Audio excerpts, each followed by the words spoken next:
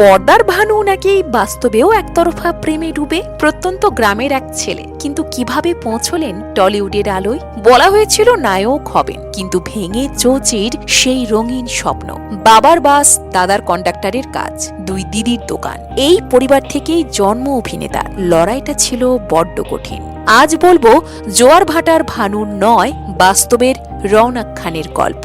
2013 সাল, কলকাতার টানে গ্রাম ছেড়ে চলে আসা এক যুবক। ঠিকানা রামপুরহাটের বগটুই গ্রাম। কিন্তু কে জানতো এই গ্রামের ছেলেটাই একদিন রূপলী পর্দায় পরিচিত মুখ হবে।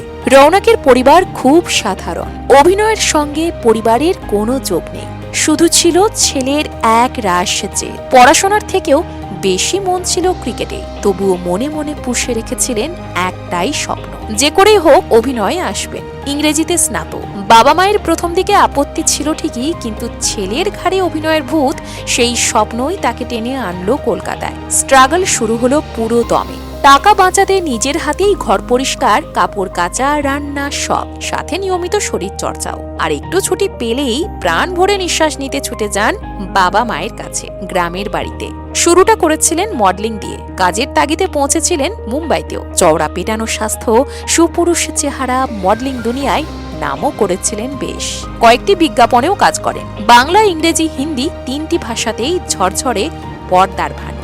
কিন্তু অভিনয় যে বাংলাতেই। তারপর টলিউড থেকে ডাক পেতেই আর অপেক্ষা করেননি। শুনেছিলেন ধারাবাহিকের নায়ক হবেন, কিন্তু সেই স্বপ্ন রঙিন বুদবুদের মতন মিলিয়ে গেল। তখনই বুঝলেন শুধু প্রতিভা থাকলেই হয় না, যোগাযোগও দরকার। পিআর করা রওনকের ধাতে ছিল না। ইন্ডাস্ট্রিতে কাউকেই চিনতেন না। তাই তো বারংবার স্বপ্ন দেখেছেন, স্বপ্ন ভেঙেছেও, কিন্তু ভেঙে গুড়িয়ে যাননি।